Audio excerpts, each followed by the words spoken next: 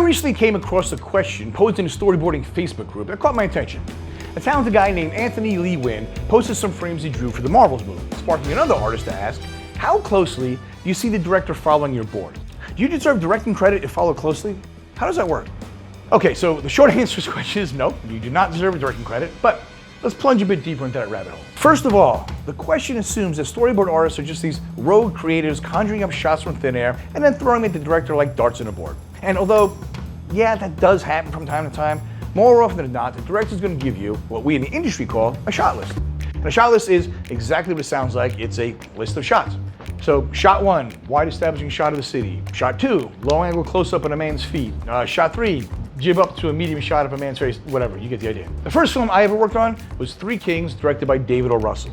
Now, before I ever walked in the door, David had every shot of that film mapped out in his head already. I mean, like the goddamn Rain Man had taken up directing or something. Now, last year, I drew boards for season 2 of the show Halo, now airing on Paramount. And that particular director, she loves to give me a script and tell me just to run with it. I had free reign to draw anything I wanted, which for me is like being a kid in a candy store.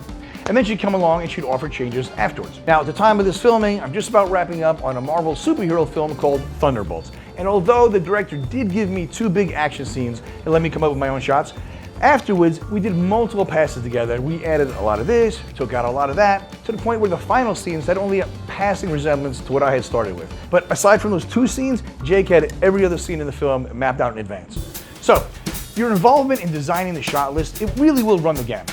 But let's just go ahead and pretend that you came up with every shot in the film, and then the director just faithfully followed your lead and shot the film exactly as boarded.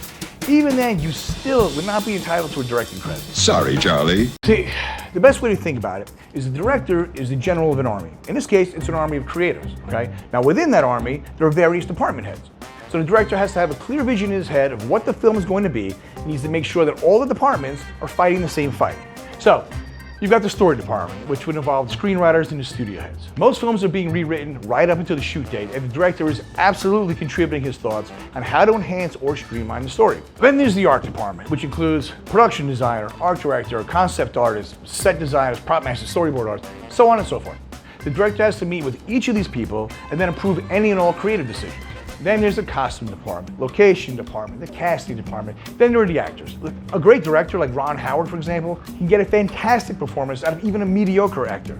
Conversely, there are talentless hacks like John Woo, who consistently get horrible performances and are some of the best living actors in the world. So, knowing how to work with actors is a make or break skill that every director needs to master. And then, of course, there's post-production, where the director has to sit in the edit bay for months with the editor, crafting a story from the footage shot.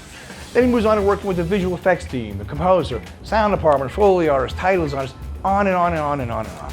So, coming up with a shot list, it's just one drop in the director's bucket. Suggesting that you deserve a directing credit for contributing your ideas is honestly a bit ludicrous. If you're entitled to one, then hey, so is a makeup artist, so is a cinematographer, so is a stunt coordinator. I mean, by that rationale, every film would have 30 or 40 directors credited to it. Now, having said that, whenever I'm giving advice to aspiring storyboard artists, one of the things I hammer home over and over and over again is the importance of developing your storytelling skills. The storyboard artist who can take a script and design every shot in a way that it both serves a story and creates emotional impact for the audience is invaluable. That individual will never be out of work, and you should strive to become one. All right, everybody, that's just about it for today's episode. If you have any comments on what we talked about here today, or if you just want to tell me how much you hate me, drop on down to the comment section below and hit me up, Buttercup. And as always, if you found this episode insightful or entertaining and would like to see more of them in the future, go ahead and hit the subscribe button below. Until next time, this is Vinny DeLay with Ink and Grow Rich.